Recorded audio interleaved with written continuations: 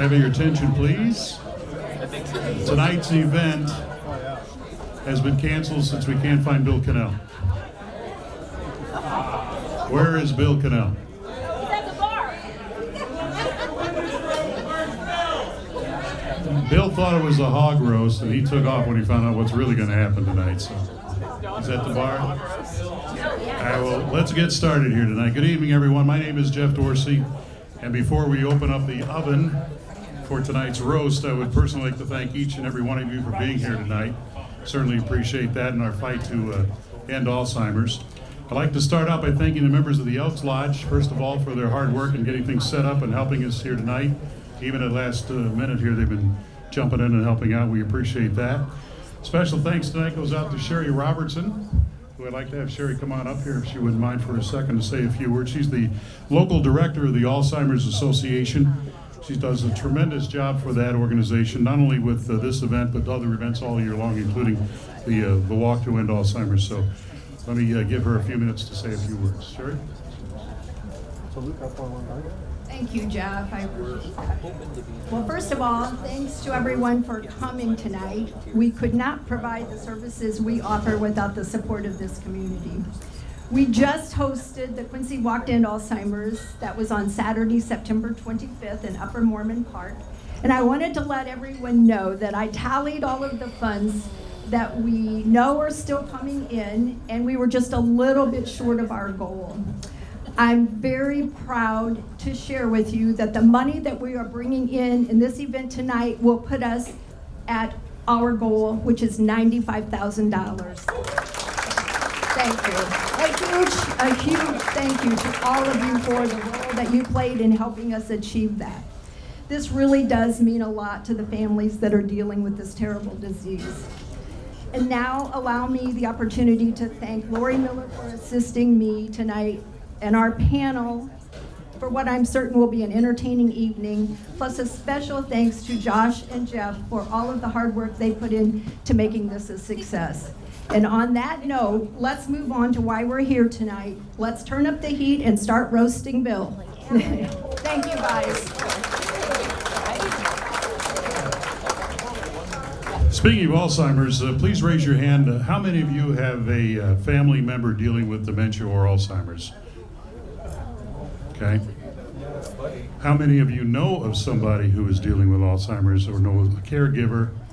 There's quite a few hands going up, unfortunately. So hopefully maybe next year there'll be less hands in the air. That would be a great thing. Way too many hands in the air tonight, though, that's for sure. For me personally, my dad had Alzheimer's. My best buddy in college had it. He has since passed away. Of course, my best friend, Dennis Oliver, has been dealing with it. And Dennis happens to be here tonight. We're really happy he could make it. He's sitting at the bar with his wife, Lori, and with Dennis Oliver.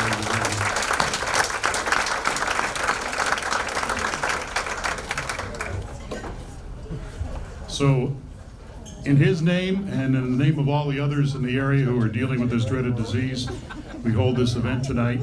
Let me introduce our field of roasters. First of all, to my far left, Art Avercamp. Put a hand for Art. Seated next to him is Steve Luton. Hand for Steve Luton. To my right, Josh Klitz. And it's good to know you got friends here, Josh. Well, that too. And I'll be one of the other roasters tonight as well. So thank you again for being here. Before we start, I'd like to ask Josh to come up. He's got a few words he wants to say to start things tonight, too.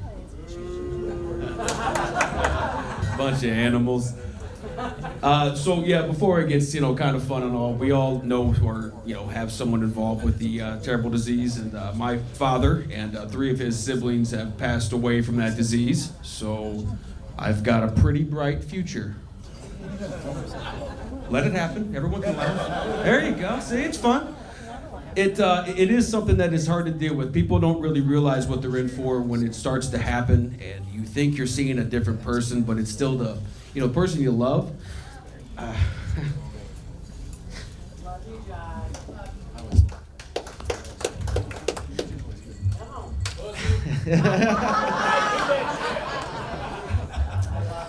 You're just getting rocking and rolling. So my dad lived with us for a while, and he walked in one time. We had a big old Great Dane, a big black bastard. He would eat anything, and Jerry was living with us, and he was, you know, he was in the throes of it, but he still had that sense of humor, and he knew that we had this beautiful dog, and we had this back room, and Jerry tended to open doors and just leave, and that happens, and you got to understand that that's not the person, that's the disease. It's not who you love, it's what's happening. So I walk into my house, there are blackbird feathers and blood and beak everywhere, and I say, "What in God's name happened?" He goes, "I'm sorry, but your bird died."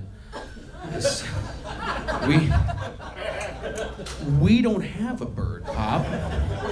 I can't tell you how many times Dad loved ice cream, so we'd walk in the kitchen and there would just be a puddle of mint chocolate chip or whatever the hell he ate at that time, and you just shake your head. And at the time you get upset, but you got to have Dale Garriga said it. You got to have patience and persistence, and that's the hardest part is having that patience, because you don't know what's happening to that person.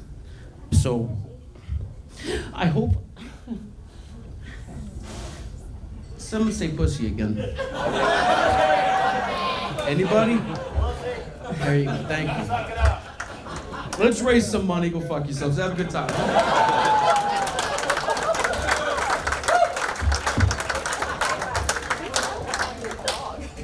The Kleenex is up here for laughing, you know that. And while he's still capable, our roasty Coach Bill Cannell, has some comments he'd like to make as well. Yes, beforehand. Well, the true people that know me, and when you put a microphone in my hand, I may roast myself. They may never even get a chance. So, that was part when Josh came to see me. I said, well, I'll consider it as long as I get to talk first. And he says, well, how long are you going to talk? I said, well, might be a few minutes, might be the whole hour and a half. So, when he came to talk to me, actually, again, I was interested in helping. We needed to come up with a good date because of, again, other things that certainly I do for a living. But I told him, I said, I'm interested because I've got an aunt down in Florida, my Aunt Lizzie. She's in her 90s, and she's in an Alzheimer's unit and knows nobody. And my wife, who is here, and again, I'm not going to ask her to stand up because she's going to get embarrassed. But my wife, Jamie. God bless her. I wouldn't stand up either. Her grandpa, Jim Johnson Painting, he also had Alzheimer's. And with us tonight, back in the far corner, and again, when you're the guest speaker, that's what you get, the far corner. So I definitely appreciate that back corner. And they appreciate it. And I'm joking. But I also have my daughter back there tonight, Shelby. I have my mother-in-law, father-in-law.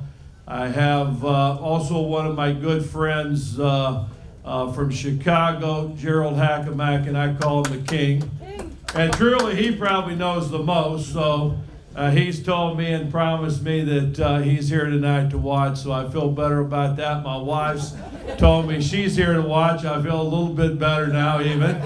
So the true people that truly know me, they're off covering football. So if you really want to know why we chose tonight, we chose tonight because there's really nobody that really knows me in this room. So anything that they say, I promise none of it's actually going to be the truth. So, and the true people that know me, you better watch me, because the true people that know me, if I go to a wedding reception, again, I'm going to go in the door and I'm going to shake a few hands and be seen, and within 10 minutes, I will be gone. So I'm in and I'm out. I'm a handshaker and I'm right out the back door. So you better watch the camera back here and where the door is, because at some point when I get up to get my next drink, they may be roasting themselves.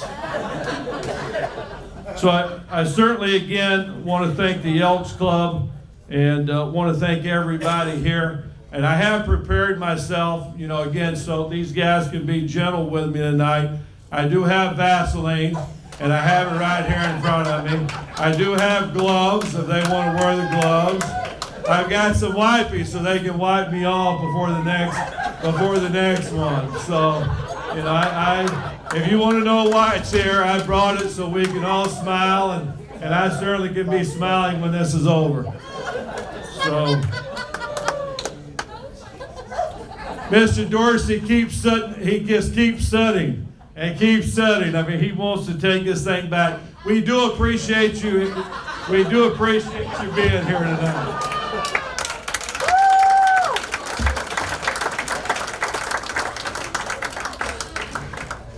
All right, how do I follow it? He'd like to let you know that he has a friend, but he really doesn't. Because nobody here knows who he is. So, anyway, I hope you all got your blue tickets, because later on tonight we're going to have a drawing for a gift card to McLean Restaurants. So hang on to that, and we'll do that a little bit later on. Also, if you want a DVD of tonight's proceedings, I'm not so sure after that. Contact Randy Phillips back there. Thank you, Randy, for videoing this tonight. We appreciate that. I want to thank the Elks Lodge again for the room, Randy McElhoe for the publicity. I was in broadcasting too. Randy Phillips for the audio. Tony Hawbrick, Area Distributors, for sponsoring the night. We appreciate that. The Abbey as well, and they are a sponsor. And there's going to be an after party at the Abbey later tonight, if you're so inclined to go there afterwards. And Wellman Flores for the table decorations. We thank them for doing that as well. All right, first of all, let me remind you that the bar is open. We'll be all night long. You can get up anytime you want to get a drink. Don't worry about waiting for a break. You're welcome to do that. Remember, you're on your own for your bar tabs, but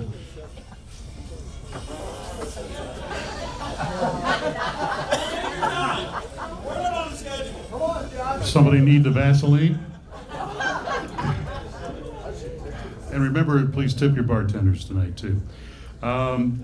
If you get offended by anything, ladies and gentlemen, I suggest that you now go back out the door you came in, because I have no idea what's going to be said or done here tonight. So with that said, we're going to get started with the proceedings here, and we're going to call on Josh Klitz to get things rolling.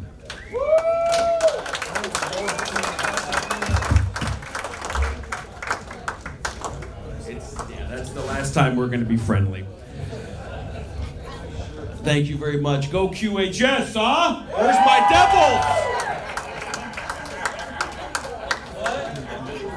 He's with QND. I do want to thank our sponsors, the Abbey and Area Distributors, and of course Hawbrick, Randy McElhoe, everyone that helped us put this thing together.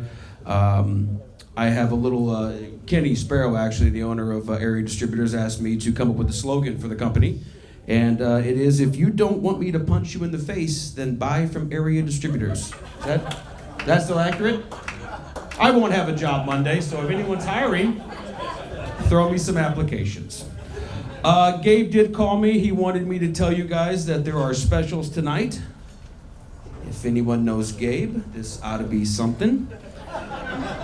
He said tonight they're going to have Mogwai with a white wine reduction and asphalt. That sounds lovely. A go-kart that can do math. I kind of put that together myself based on words he was saying.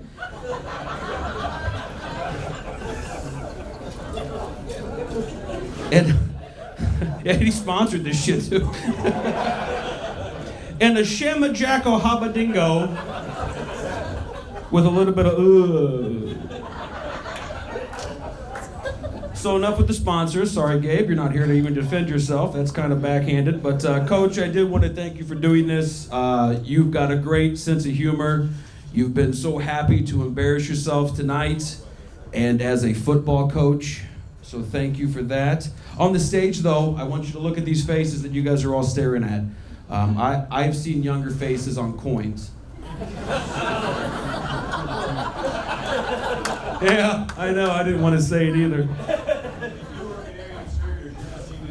No, not a lot. I work for food stamps, Steve. There is. I don't make a lot. It's not good. Jeff and Art have been doing comedy together for a very long time. I I guess if you call it that. We had in our time Abbott and Costello, we had Martin and Lewis. Now we have Laurel and Retardi. Oh, put it together. Come on, that was solid. That's a 1920s comedy joke. I'm trying. I'm trying my best here. These gentlemen have single-handedly kept the highest and widest sold New Balances in business for years. And that's something during this time of whatever we're in right now.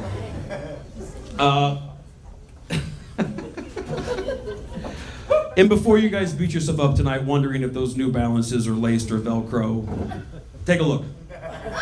It's Velcro. We all knew it was Velcro right off the bat. I know asking these guys on a Friday night to come up here and do this was a little weird to roast Coach What's-His-Nuts. I'll get it right eventually. Cornell. It's Cobble.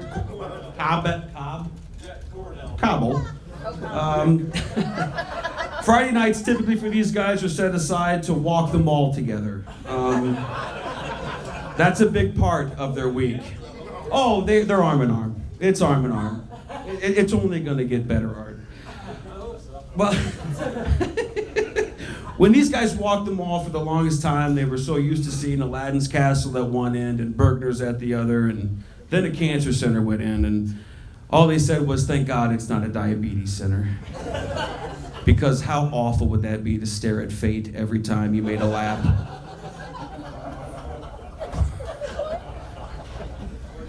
That's a losing your foot joke if you're not up to date on diabetes.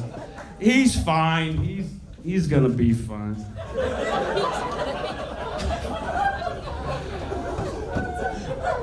Now on to our roasters, because it wouldn't be fair to just pick on Coach Cornell.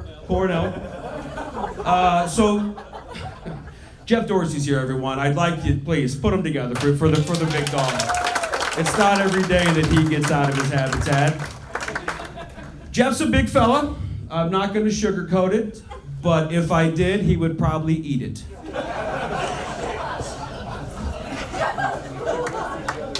QHS. Jeff Dorsey, you might remember him from those days on the radio where he spent 30 some odd years sitting behind the mic. And as long as there were snack cakes, he would have sat in front of it or next to it, a couple rows down. That didn't. That joke went down faster than Kobe Bryant's helicopter, didn't it? That was just, bam. Oh, whatever. You didn't know him. God, you act like you knew the man. Look up his history. You wouldn't be so happy. Every week, Jeff would hop behind the mic and he would entertain tens of people. They would listen to him rip through Red Book jokes and Better Home and Garden jokes just to make himself look a little bit more up to date. Am I off on that? Well, that vote's still out. Thank you, whoever said that. Oh, no, we'll wait. Oh, well.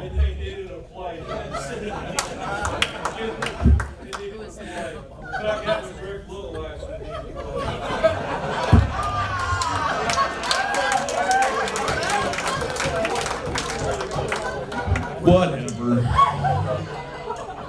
It's not funny. It's kind of funny, you're right. Jeff, after this is said and done, please don't think about confronting me because much like you, I'm here with an escort. Let it sink in.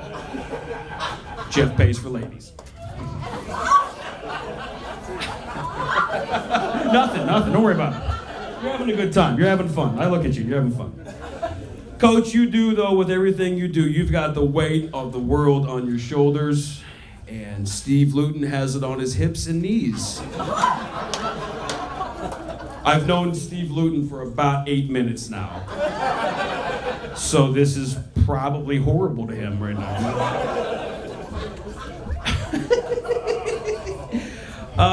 if you look at Steve, he looks like, kinda, and I might be wrong here, maybe not, probably not, but he looks like he has the face of a police sketch drawing of a serial peeping Tom.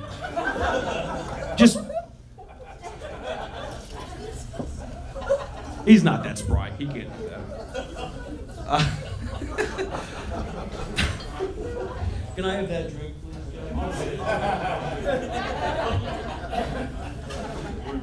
Yeah, you'll be fine. When Steve started his career, he answered an ad to jump ship and moved to WGEM. They said, you know, we're looking for someone with good character, well-spoken and versed in their field. Someone with the attention to detail and the bulldog mentality to get the facts out to the public. Someone who could, I don't know, thrust behind the camera where someone might say, please stop filming my kids.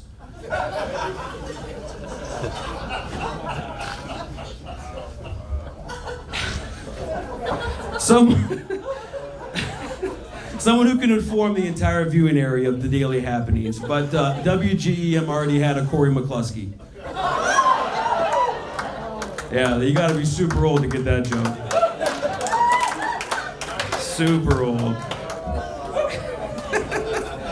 So what they said was, what about somebody mediocre or someone who can just repeat scores? A man that, I don't know. Change that picture of that man. An individual that has the voice of a person trying to get you to extend their car warranty. They said, we want to be in the Steve Luton business. And he did it. He nailed it. You guys all doubted him, but he did it.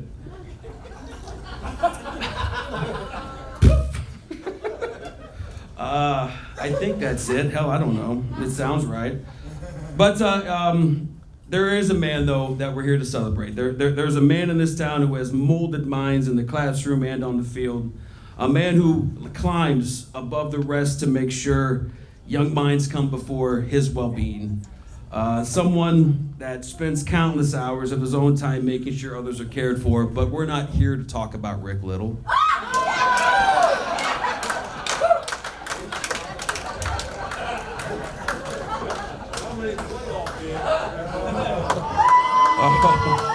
Oh, I'm getting to your record there, Jim.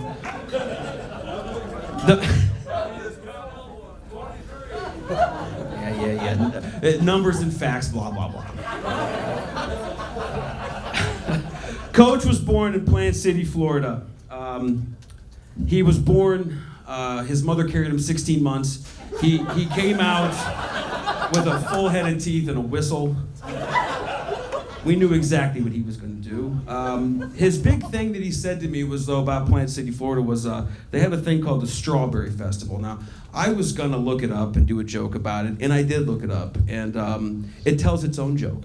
Give it a look. Google Strawberry Festival. I think one of the headliners was Dr. Gooch and his nutsack. So it's a weird festival, but it's what Coach likes, and that's why I like it. I'm not playing with you anyway. I'm not doing your reindeer games.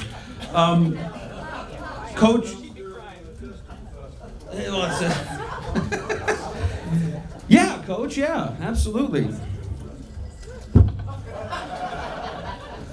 Coach had a dream when he left Florida, and when you come out of Plant City, Florida, you typically have two goals: to be a carny or a stepdad.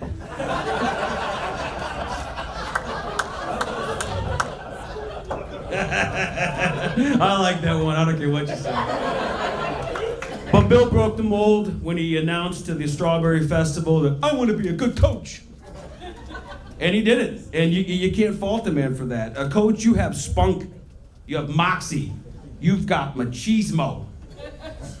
And a couple other STDs, I'm sure.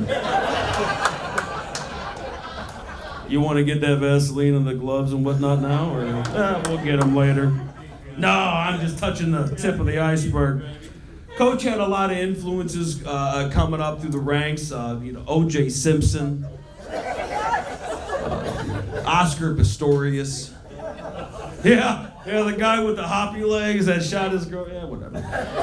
Tanya Harding, Jerry Van Dyke from the hit football sitcom Coach. You thought I was going to say something different. I'm not going to say that man's name, but it's Sandusky.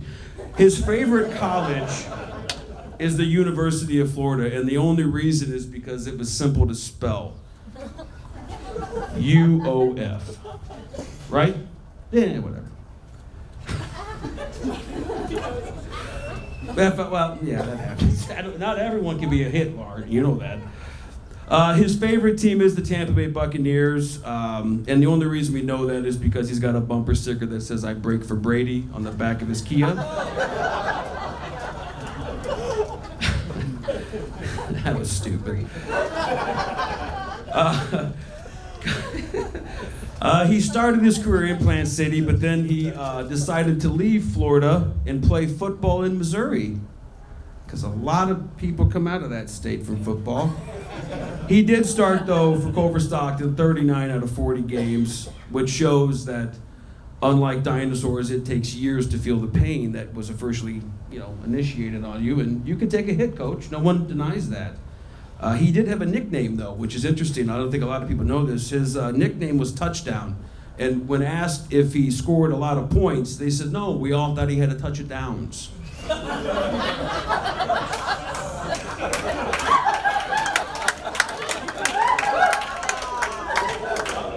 That's solid. There's no fat on that joke. That is lean. Art likes it. Look at him. He's having a good time. I'm over here, Art. Oh, look. Okay, there you go. Before leaving the playing field and deciding to coach at Culver Stockton, there were several places that Coach applied to, and they just said, you just don't have what it takes to make it here. Those universities or colleges were Monsters University, hard to get in there.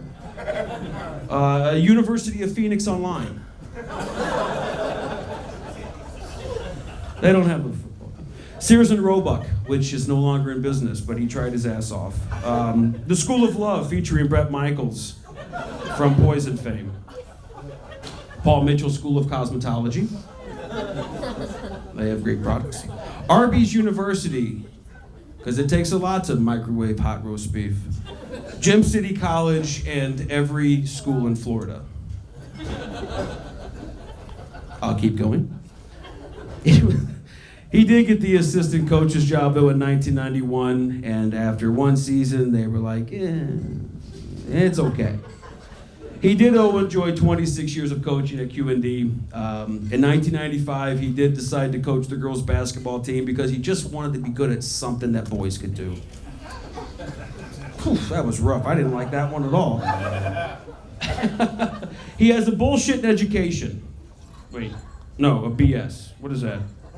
I didn't go to school a lot, so I don't know what those numbers are. He did marry his beautiful wife, Jamie, who we met tonight. When was that? Was it 19, what year was it? 83? Yeah. You married Jamie in 83? You know where you're at, right? This is for you. Yeah, whatever. God dang. His hobbies do include, though, hunting fish.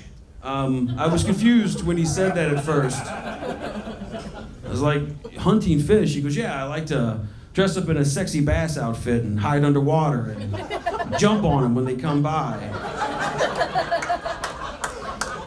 I said, shit, you can just buy a fishing pole and accomplish that, Coach. You don't got to go underwater for all that. I'm sorry. That was funny to me. His biggest moments, though, and he did make it clear, were the moments that he married his wife and the moments that his children were born. And you do have a lot to be proud of. You've got 200 wins, right? Almost 200 wins and countless losses. Yeah, at least. He did make it to the playoffs 22 out of 26 years. And if you ask him, yeah, that's amazing. That's huge, right? I mean, give it to the man. That's great.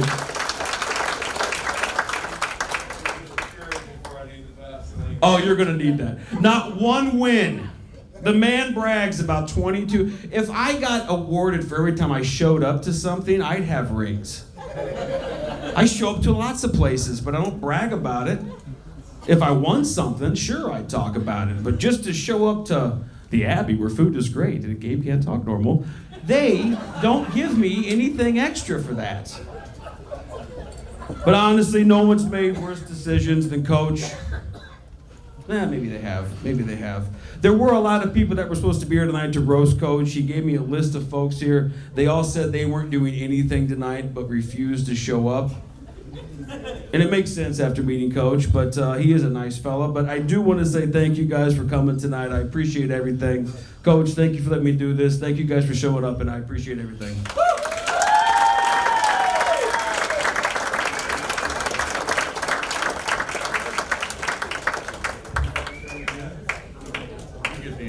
Listen, I think it's my turn again. Normally I do control everything. I mean, normally, if this is a football event, I'm going to control it from start to finish. Huh? I'd like to thank everybody for being here tonight. And we're going to call it over. Because I don't know this man coming over here. Good night, drive home safely, is that what you mean? Well, thank you, Josh. I don't want to make Josh look bad, but it takes Josh 2 hours to watch 60 Minutes.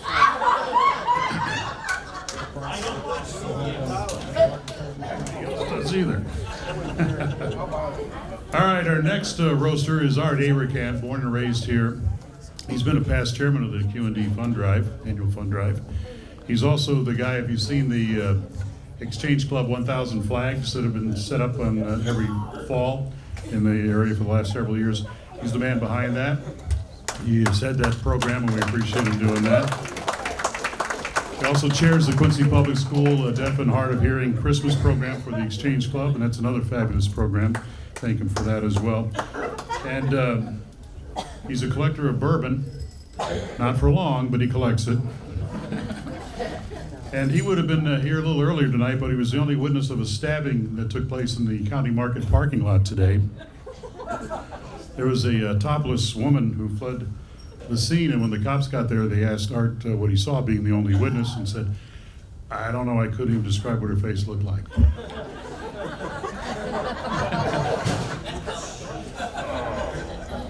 It's lovely to die up here.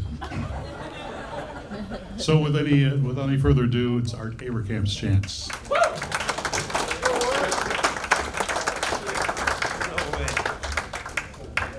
Oh, come on. In fact, I'd like to introduce him here. Art Averkamp Dixon, here he is. Okay, Bill's had more beer tonight than I think he's had in the last 6 years. Okay.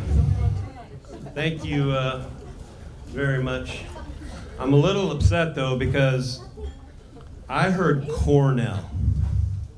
This is Connell. So let's try this. You know, they're about the same though. A few extra inches, a few extra pounds, and a Super Bowl ring, but pretty much the same. Yeah, the beard for sure. Some of you may not know this, but my wife is a teacher for the Quincy Public School System, and she was Jackson's teacher at pre-K. And one day, this is a god-awful true story. One day, Bill brings Jackson to school, and he walks him to the classroom, and he's helping him get his coat off, and he puts his coat in a little cubby, and Cindy doesn't hear what Jackson asked Bill, but she hears what Bill replies to Jackson. Buddy, if somebody hits you, you hit them back.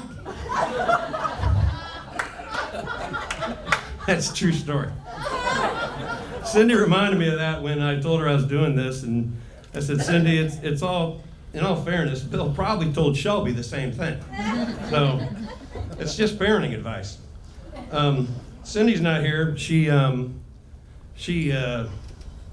not protesting your parenting skills or anything, you know. She sends her best, and she said she'd love to see Jill and Jamie again because she worked with them at the ECFC. But she said, why would I pay to listen to you try to be funny. That's love, isn't it? So I said, well, since it's a fundraiser, we're raising money for Alzheimer's, and she said, here, give that to Dorsey and tell him good luck. I wanted to, these peanuts were a great idea in the bags, because, you know, the taste of peanuts at the bar has changed since everybody's wearing hand sanitizer. Because of the sanitation. Area distributors sells wonderful sanitation. The Abbey's got long line. Are you done yet?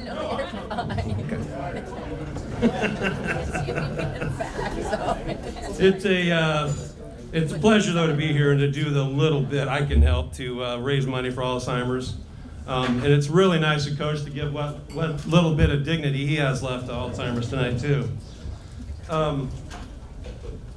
You know, Coach, don't take all this too seriously, because, you know, when you take things seriously, you're like Alec Baldwin shooting a Western. Look it up on Google. It's too soon?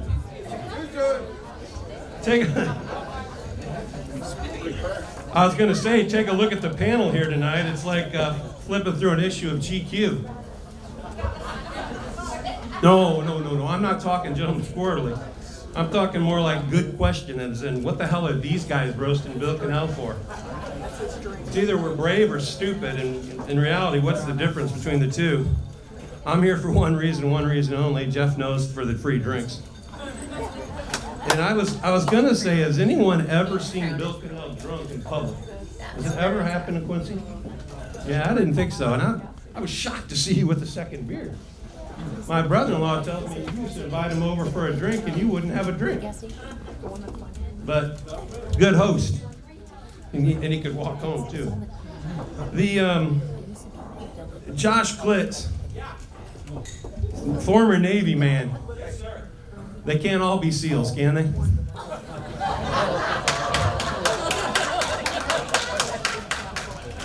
You know, Josh told a joke on himself today at the Exchange Club, and I was kind of pissed that he said it, because he had told me that joke a few years back when we were sitting one night watching the Field of Honor. And with his Navy experience, he said to me, he goes, Art, just imagine how rough my stint in the Navy was, being known as Seaman Klitz. And I wasn't going to tell that tonight if he said it. No, thank you. Steve Luton, the only thing I know about Steve is he married well, and his wife didn't. But I remember Steve as a big local TV star. I remember I was a really little kid. Yeah, I'm like 5 years younger than you. And then ladies, that brings me to the bachelor on the panel here tonight, Mr. Jeff Dorsey. He's obviously very well known in these parts. And yes, this recently retired media mogul never dated a woman he didn't marry.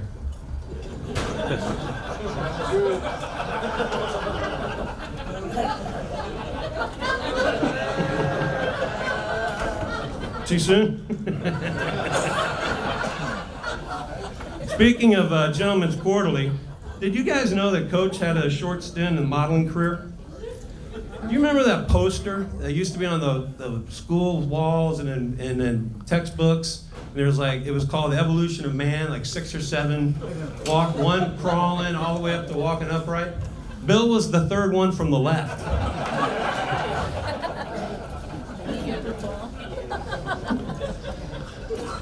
Coach, you wouldn't consider yourself two-faced, would you? Thank God. You see this face, why would you want 2 of them? Pandemic probably was good for you with the mask on and stuff, right? I was a little nervous about ripping on Bill here tonight, but I look at the panel and I figured if Coach gets really pissed, the only thing I really have to do is outrun Dorsey.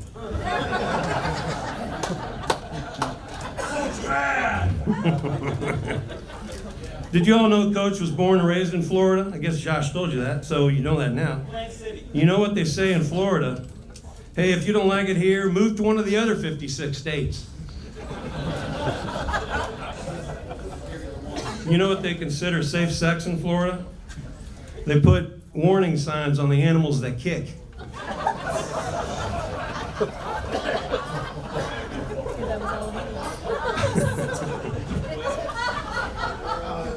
I did a little bit of digging on Coach to check out his background, and can you, I don't know how you can spin this any other way, Coach, but Plant City, Florida to Canton, Missouri can only mean one thing: witness relocation.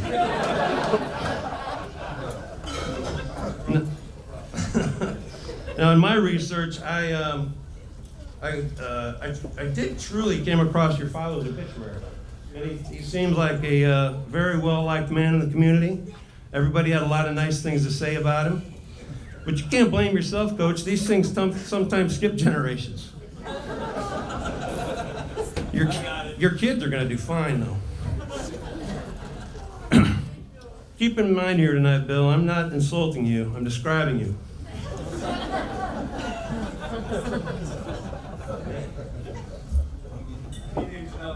Oh, no. Hit me, John. So, You want to match out 2020 in water? Jim Beam rocks. You know when Bill first got to QND, he pulled Ray Heilman aside one day and he said, I didn't realize how much emphasis you guys put on mathematics here at QND. Ray said, well, sure, Bill, but what are you saying? And Bill looked him dead in the eye and he goes, I've seen that motivational piece all over school, that guy nailed to the plus sign.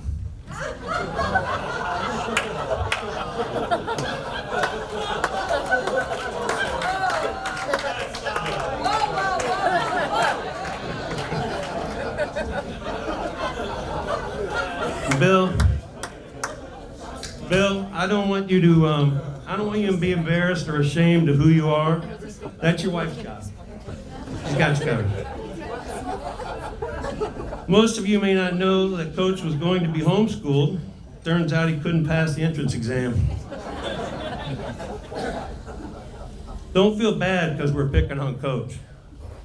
I was going to say he's going to get the last word, but he gets a word every time somebody steps away from the microphone. But he hasn't had any time to prepare for the things we were going to say. And when he finally does get the last word, he's going to come up here and he's going to talk. And he's going to talk, and he's going to talk, and he's going to talk. And he's going to lull you into thinking that he's actually said something by the time he's done. Coach, most of us have to get to jobs on Monday. This guy doesn't, but the rest of us do. So take a few minutes. And I'm sure you guys have all heard about trigger words and safe spaces, and I wanted to run a little test tonight to see if Coach has any trigger words. So here we go, Coach. Coal City locker rooms. Well, that didn't really trigger you, though. IHSA. Not fair. He's playing, I say something, you say something back. Multiplier. We get screwed. Okay. Concussions.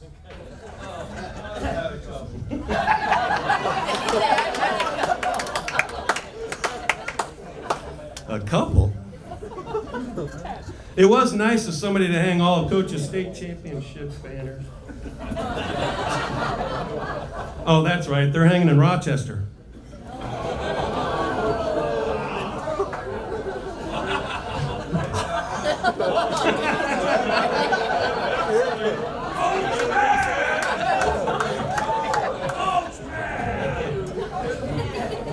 He is the winningest coach in QND history, football coach QND history, 186-91.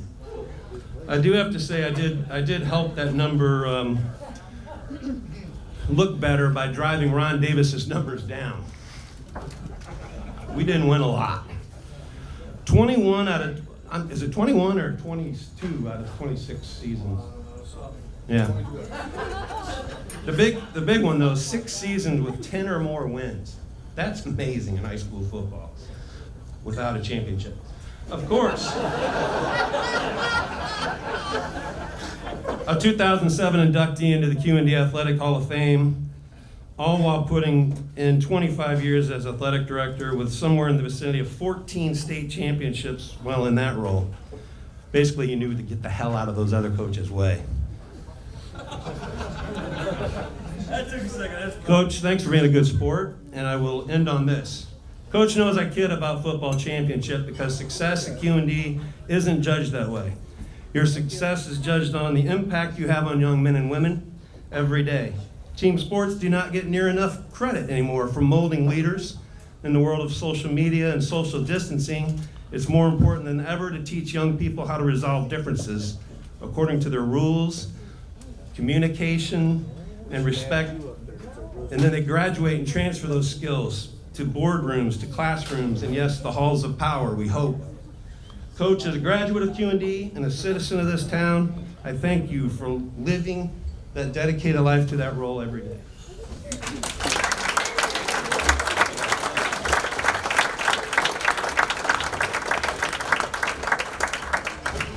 We're going to take a short 10-minute break. Everybody can stretch a little bit and do what they need to do, and we'll be back with the next couple of roasters in line. Thank you again for being here tonight. Okay, ladies and gentlemen, let's get going with the second half of this. First of all, again, a big thank you to the Elks Lodge, Randy McElhoe for publicity, Randy Phillips for the audio tonight, Tony Haubrick, area distributors, and the Abbey Restaurant for being sponsors. And a big thank you to Wellman Floors for the table decorations as well. Certainly appreciate it. Okay, do you have your blue tickets? Blue tickets. Blue ticket. The lovely Lori Miller is helping us out here.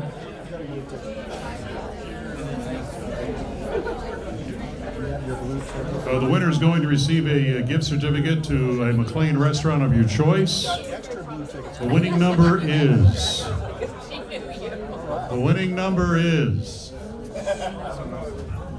212. Everybody's won a ticket so far. 587. Who has 587? Last three numbers. Winner, we got a winner out there? Got a winner? There she is.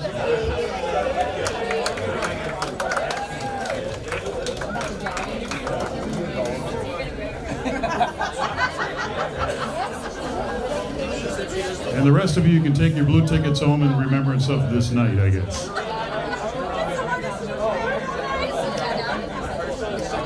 All right, I'd like to get going with the second half of this, and we have a very special guest joining us right now. It is Coach Jack Cornell.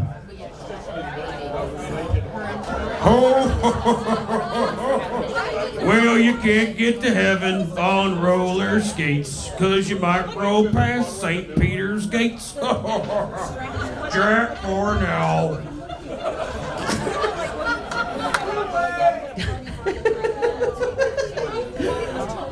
Art Error Camp is gonna help me tonight. Yeah. Hold on, Art. I wrote the speech. Dear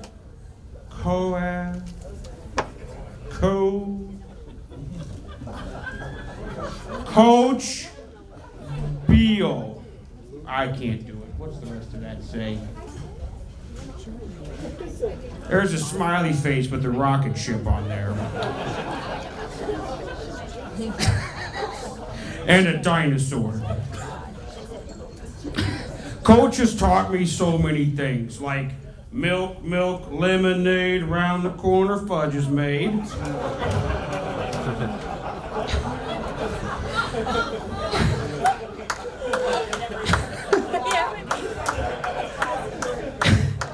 He also taught me how to dig deep holes, which is crucial. He taught me that boys have weenies and girls have ginies, didn't you, Coach Dad? Coach Dad, everybody. He taught me how crosswalks work, how to pet a rabbit without killing it.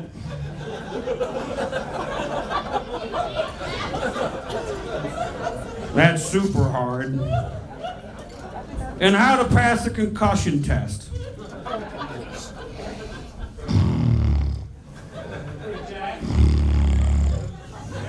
That's my name. Oh, hey. Because Raiders is hard to spell. But I can spell devil.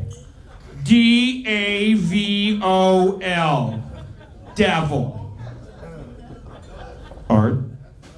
Yeah. It's not till later.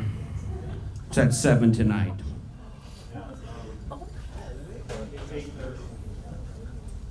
I've got to go, but thank you guys for coming. There's a game to coach.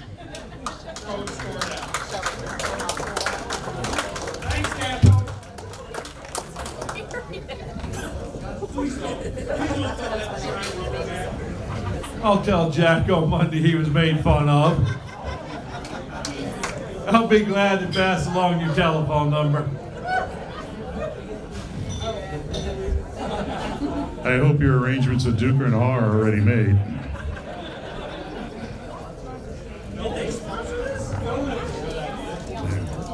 At this time, we were scheduled to hear from Kendra Scott, but she was too busy trying to find the owner of some jewelry lost at QND. That's an inside joke, but that should have stayed inside, it looks like. But he'll get his opportunity to describe what that's all about.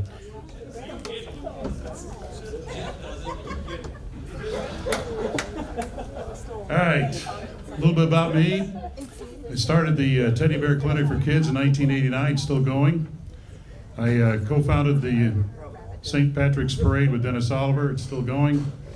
As you can see, I started a lot of things, I just can't seem to finish any of them. But what a treat tonight, the roasting of one coach, Bill Cannell. Most retired coaches keep autographed photos of footballs of the past players, but not Bill. He has a complete collection of autographed jock straps. Makes that garage look real good. How many of you remember line dancing? It was a pretty popular craze recently. Well, our boy, when he was in high school, declared that he would never do line dancing. And one night he took his girlfriend from across town to the high school dance, and he tried line dancing just once. And when the announcer said, "Welcome to the hoedown," Coach thought it was one of his sisters that got shot.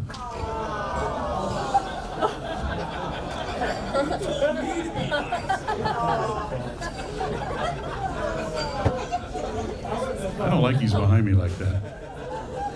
You know, Bill's dad was a tough father. As a kid on Halloween, he dressed Bill up as a fire hydrant and took him to the Westminster Dog Show.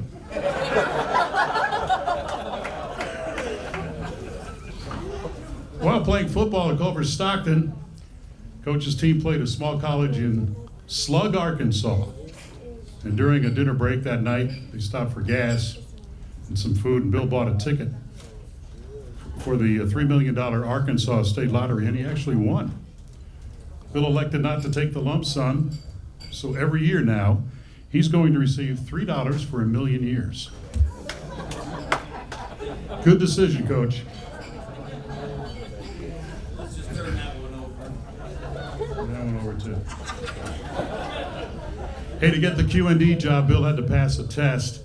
Test was quite difficult. For example, Bill and Ray Hincamper took the same test together, and on question number 7, Bill was stumped, so he whispered to Raymond, "What's the answer to number 7? Old MacDonald had a blank." Ray said, "Well, it's farm." To which Bill responded, "Oh yeah, I knew that." Then Bill leaned over and asked Raymond, "How do you spell farm?"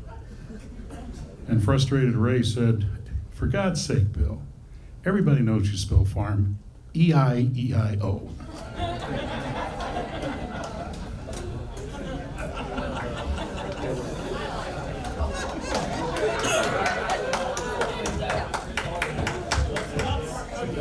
I'm looking for the good stuff. I remember the day that Bill's dog died, and he went to the priest and said, "Father, my dog died. Do you think he could do mass for my dog?" And the priest says, "We don't do masses for dogs, Bill. You might want to go down the street to the Baptist church. Maybe they'll do a service for your dog." So he said, "You think they might do that, Father?" He said, "Well, you might just ask." He says, "You think they'll do it if I give them $5,000? And the priest said, "Jesus, Mary and Joseph, why didn't you tell me your dog was Catholic in the first place?"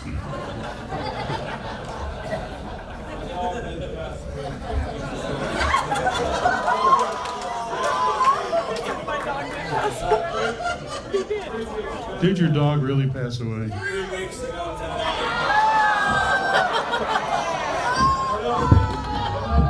Jeff Dorsey, everybody! Don't poke it, don't forget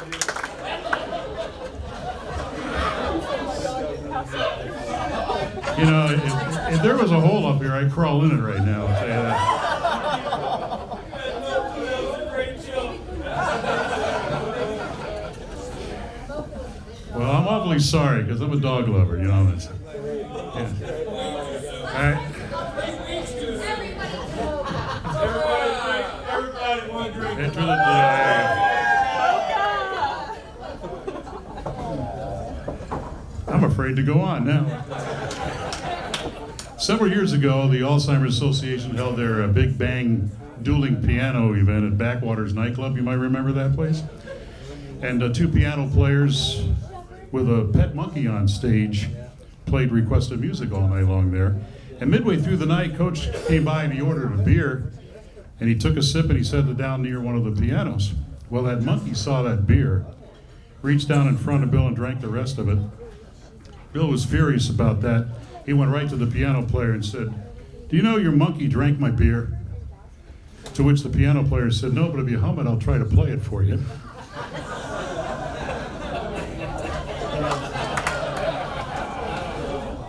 What was the name of your dog again?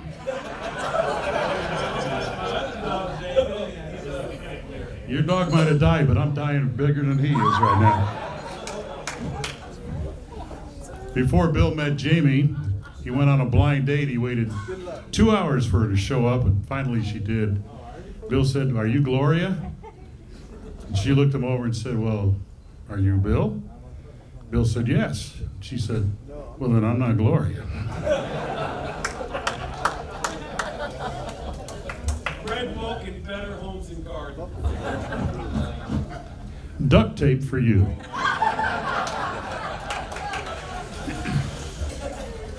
Eventually he met Jamie and they got married and they planned on this honeymoon trip to Minneapolis. And while on their honeymoon driving trip nearing Minneapolis, Bill put his hand on Jamie's knee and Jamie giggling said, "Bill, you know you can go farther than that if you want to." So smiling Bill said, "Okay, I'll just drive on up to Duluth instead."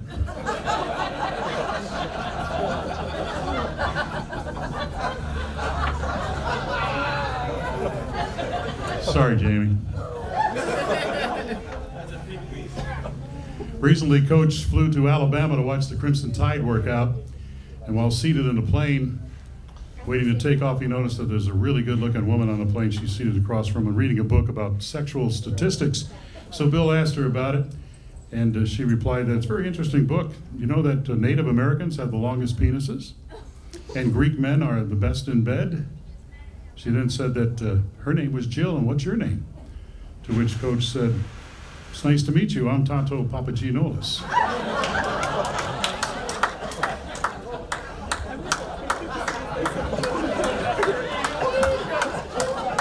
Thank God.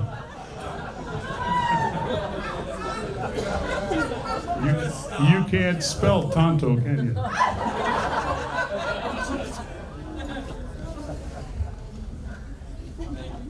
No, we're not going to do this one. You know, Bill was good with halftime speeches. One time the Raiders were trailing at halftime 21-0, and they didn't look good on the field at all. And in the locker room, Bill just had 5 words for his team. And those 5 words were, "That team squats to pee."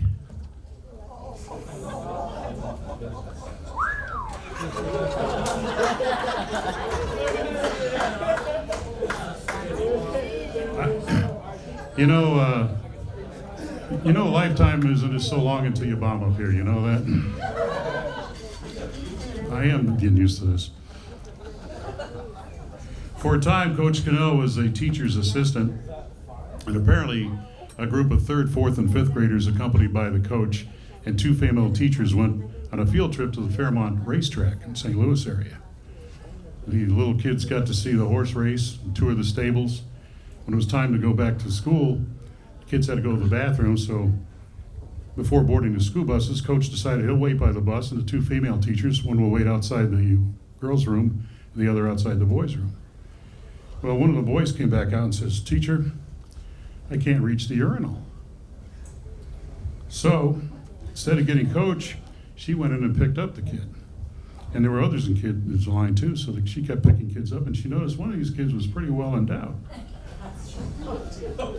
So, let me finish. So she said, "You must be in the 5th. "No, ma'am, I'm the jockey in the 4th, but thanks for the lift." All right, it's time for some audience participation. Speaking of horses, Bill was kind of a city slicker before coming to Quincy. And one day he found himself alone on a stagecoach.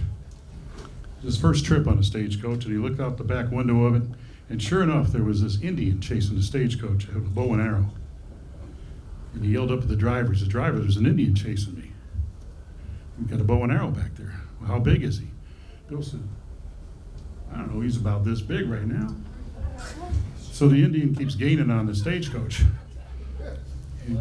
And it gets a little bigger, and looks back and says, "Well, how big is he now?" He says, "Well, he's about this big now.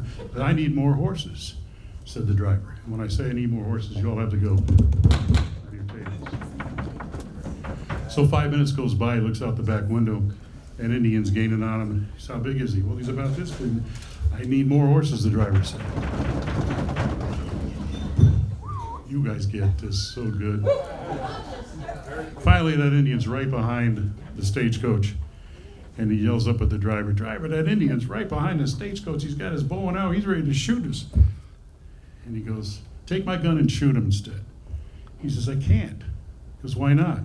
He says, "Because I've known him since he was this big." That joke may have been bad, but you were all part of it.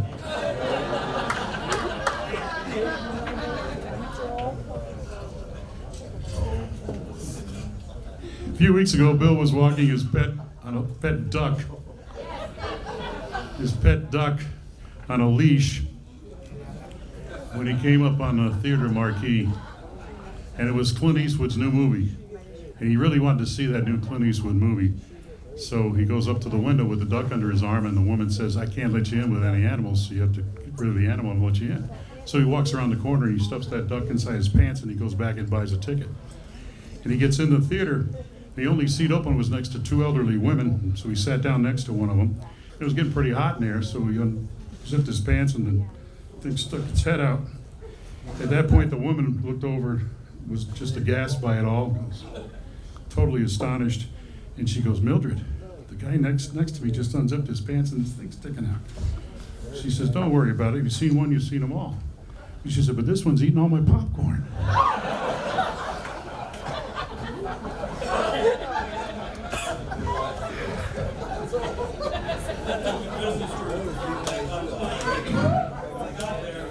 You know, you talk about not seeing Bill Cannell ever drinking too much. One night he was with Raider broadcaster Eric Urban. They had an infamous night of drinking. When the night was over, Eric's wife came to pick him up. Coach said, "I'm fine, I can get home on my own." And he did something he thought he would never do. He took the bus home. And as luck would have it, the bus passed 2 sobriety checkpoints. He arrived home safely without incident, which was a real surprise since Coach has never driven a bus before. And this side's getting it, and that side is not. Well, I think you're all getting it. All right. I can't tell.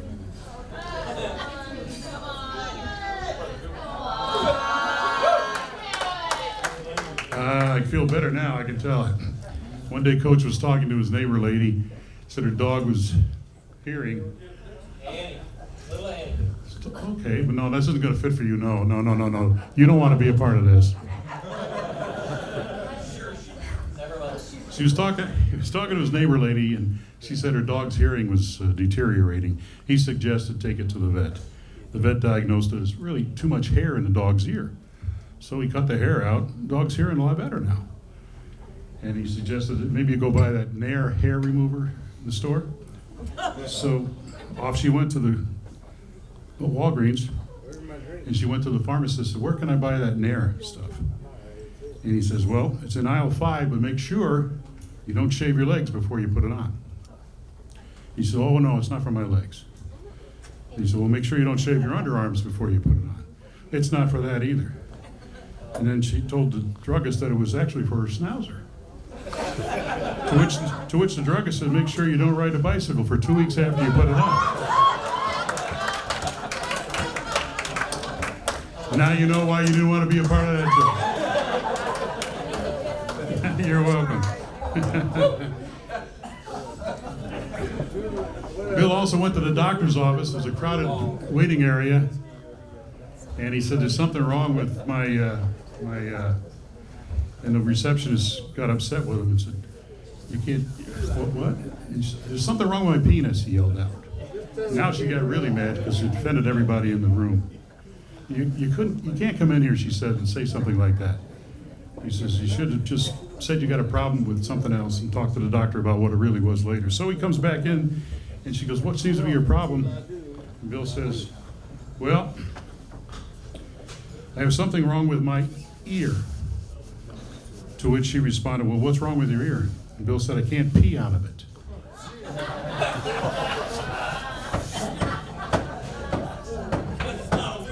I'm making Steve Luton look really good.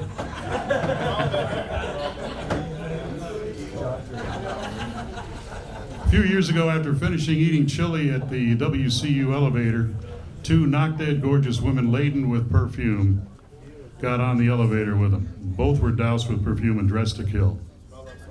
Both looked down at Coach as if he was some sort of a bum. And they could tell Coach was smelling their perfume, so one woman turned to Coach and said, Ralph Lauren, $150 an ounce. The other turned to Coach and said, Chanel number 5, $200 an ounce. Just then the elevator opened. Bill was about to get off. He dropped his keys. He bent over to pick the keys up, and he farted. And he looked up at both the women and said, broccoli, 49 cents a pound.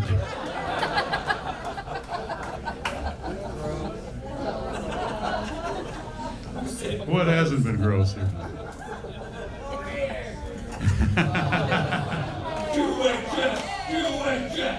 And finally,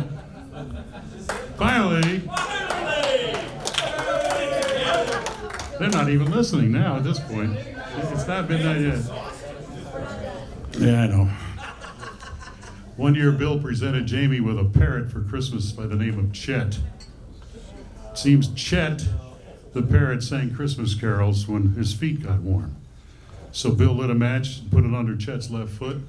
And sure enough, that parrot Chet started to sing Jingle Bells. And he put the match under Chet's right foot. And sure enough, Chet started to sing Deck the Halls. So Jamie said, what would happen if you put it between Chet's legs? So he did. And Chet began to sing Chet's Nuts Roasting on an Open Fire.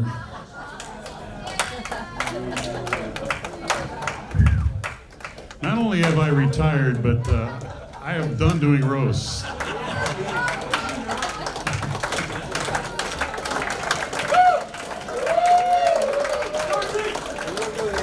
That's a pity clap, I can tell right now. And you know what? It doesn't bother me because one of the best roasters I know in town is up next, and Steve Luton, ladies and gentlemen. You know, before we get to Steve, of course, after Steve's done, Coach Cannell will be having his opportunity to say a word, which is a laugh in itself, one word. But anyway, Coach, 26 years at QND and 26 minutes at Quincy High School. It's amazing, your career, you know that? Steve Luton.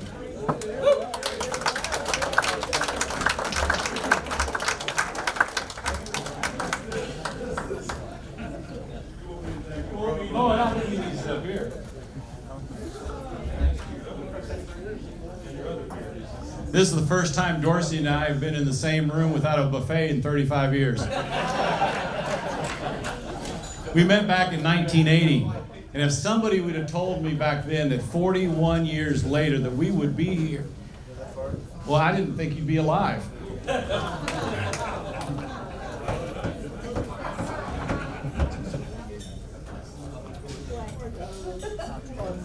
Big Dog and Sarah just got done with a radio show a couple months ago.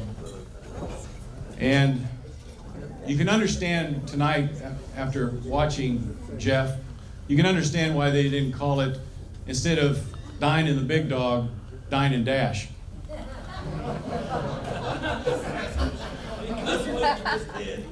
We're here to recognize Bill Cannell.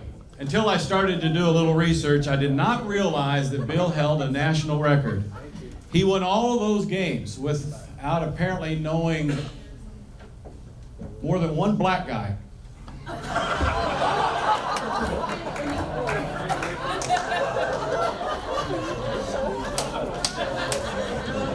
Not good enough for your football team, but good enough to shine that Chevy truck, huh? Black touchdowns matter.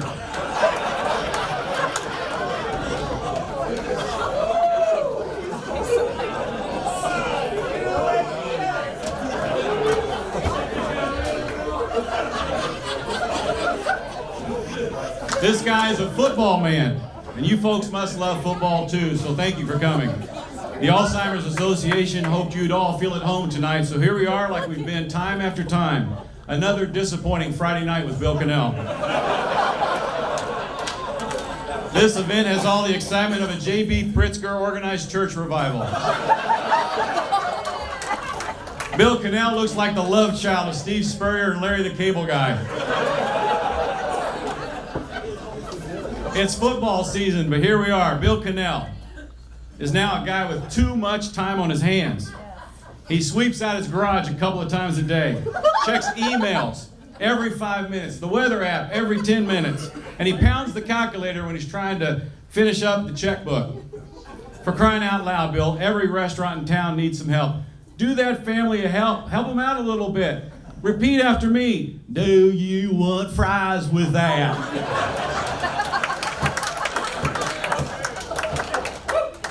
Bill was always so organized that he could usually wrap up the entire football season by mid-October.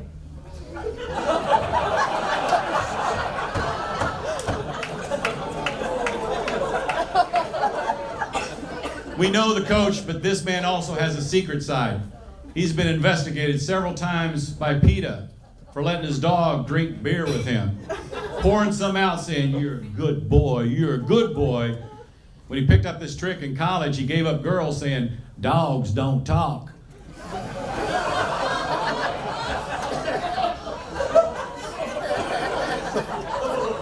Let's talk about the Bill Cannell you might not know. He likes to make up his own words like gigantic. After trying to interview him for years, I never knew what the hell he was talking about. By mid-season, he sounded like Chewbacca, had hair thinner than Master Yoda, and had the parenting skills of Darth Vader.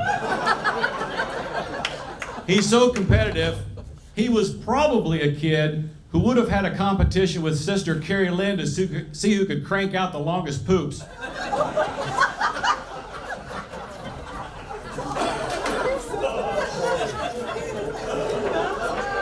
During a wiffle ball game in the yard, Bill trucked then 10-year-old Shelby, obviously in a Culver flashback of trying to hold Baker under 70 points.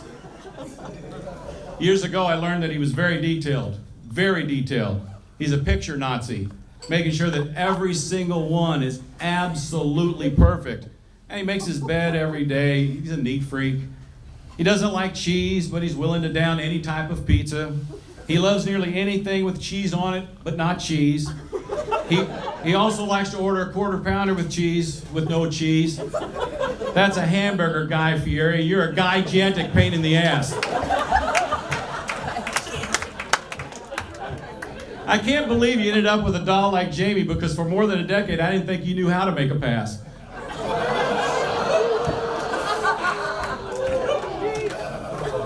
If Jamie had wanted to marry an athletic stud who retired just a bit too early, she could have married me. I know loyalty means a lot to you, so I think it's a miracle that your daughter's not Shelby Doosterhouse by now.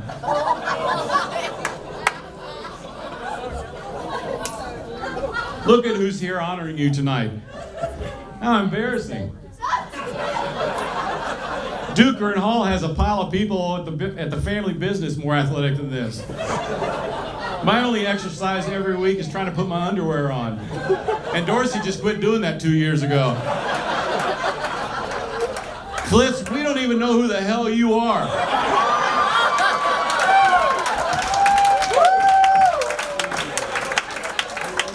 Klitz loves him some him.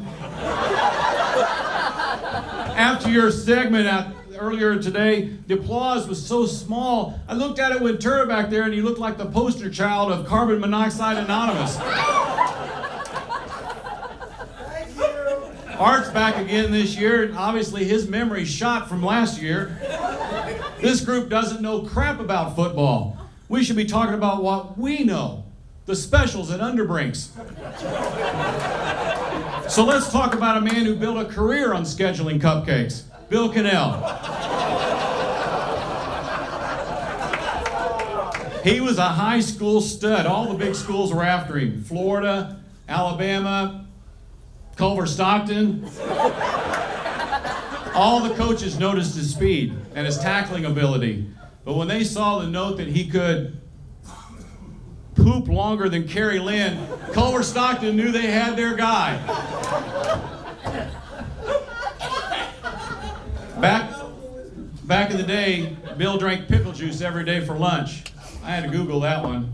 Pickle juice helps recover from exercise, helps control blood sugar. Side effect, may cause your first son to look like Frank Cash. Hey, what happens on the hill stays on the hill, okay?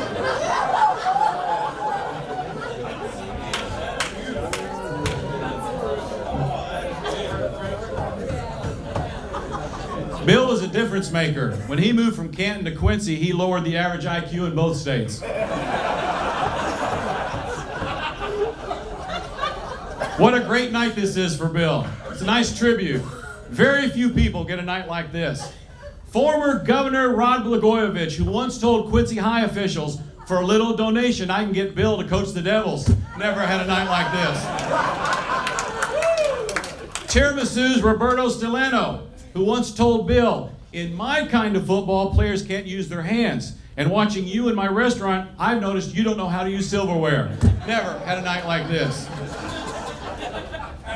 Bill's Culver buddy, Gerald Hackamack, who once told Bill on yet another lonely night in Canton, that's not a cheerleader Florida boy. The Lewis County Fair had a runaway. Never had a night like this. One time Galen walked up to his girlfriend's house and he had a sheep under his arm. I'm sorry, Gerald. One time Gerald did that, all right? His brother Galen, I know. The door opened up and he said, this is the pig I have sex with when you don't want to have sex. And his girlfriend said, you might notice that's a sheep. He said, I'm talking to the sheep.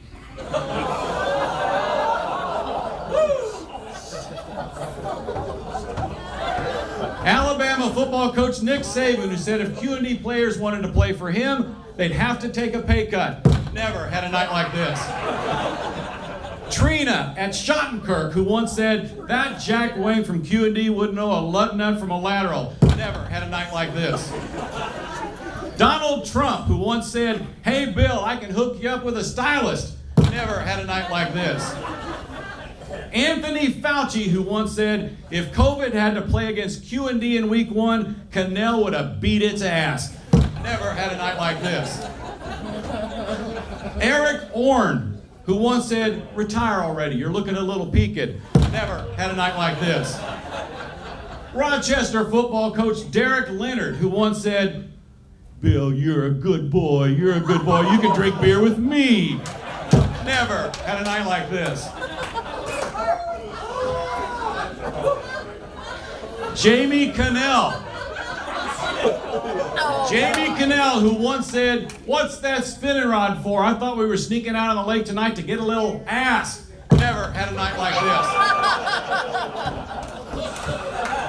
And finally, Jackson Cannell, who once said, every dumbass dad out there thinks he can coach football, and mine proves they're wrong. Never had a night like this.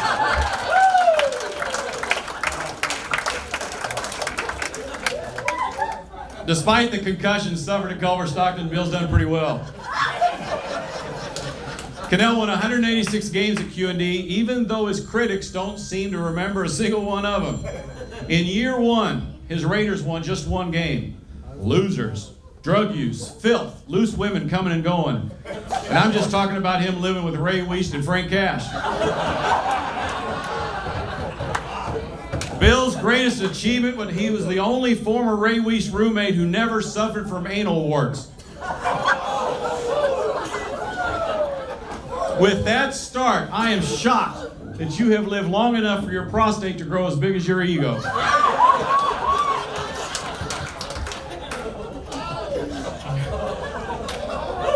Bill is sneaky, but not as sneaky as he thinks he is. He can hit that fish play 20 times in a row. But he doesn't fool anybody in his house when he sneaks down late at night and gets into the family Reese's stash with a peanut butter jar. The catchphrase may be, there's no wrong way to eat a Reese's, but naked, in the dark, in your chair, wearing a helmet, maybe crossing the line. Bill is a big fan of the show Yellowstone. He thinks he's the character Rip.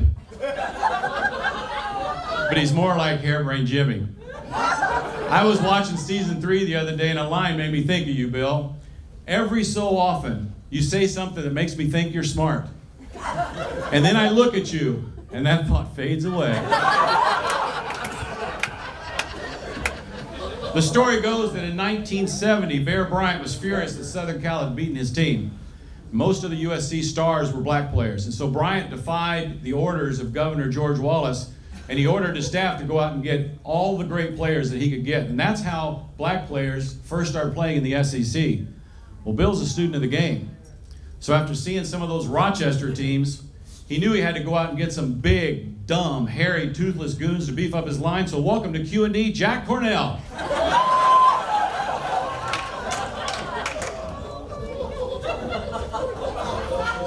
After Bill handed over his playbook and walked away from the sideline, he entered a new phase.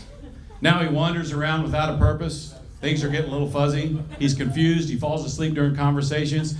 It's so bad that Jamie's friends are starting to call her Jill Biden.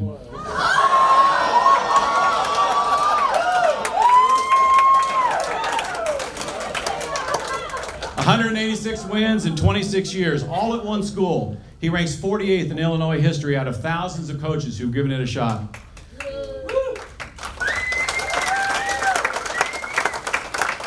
Bill always wanted to win one more. If he won 9 games, he wanted the 10th. If he won 10 games, he really wanted a shot at number 11. Always hoping to take the Raiders deeper and deeper into the playoffs. Well, Bill, when I see you with Jamie, Jackson, and Shelby, it's obvious that you did win it all. You got the gold prize, and the championship is already at your house.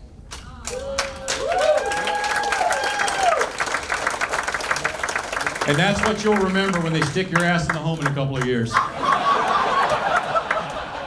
And the fairy tale will end, and Jamie will trade life with Bill with the glitz and glamour and the waiting arms of Tony Cornish Jr. Thank you.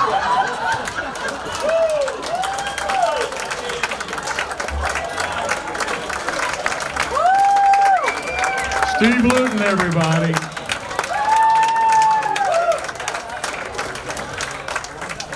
All right, let's give it up for the man of the night here. Coach, are you ready? Okay, you get one word.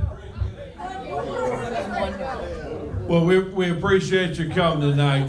Tonight, again, Dennis is still over here, and again, we all have different people that we're dealing with.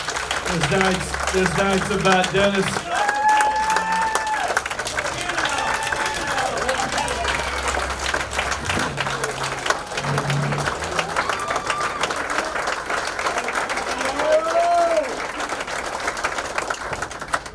This night's about, again, all the special people that we have out there, again, that we're working with, and we appreciate you being here. We appreciate the dollars that we've raised. It's been a great night. I know everybody is looking forward to heading to the Abbey. I know Gabe will be looking forward to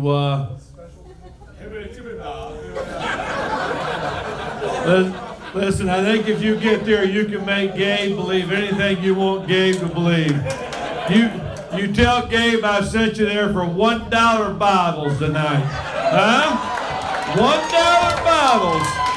Huh?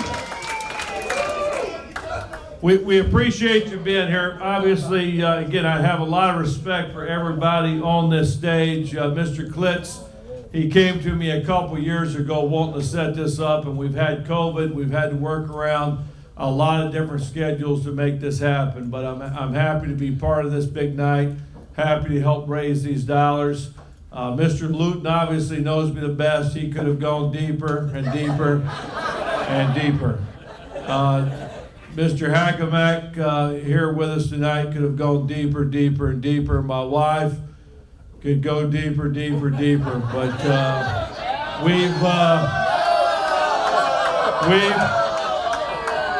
she said she's had enough of me. So she said, shut it off. But I appreciate you being here. I appreciate your donations. And I'm going to turn this thing back over and can I say good night? Please drive home safe. Please make smart decisions. This is what I would tell my football team after any game. And we'll see you next week.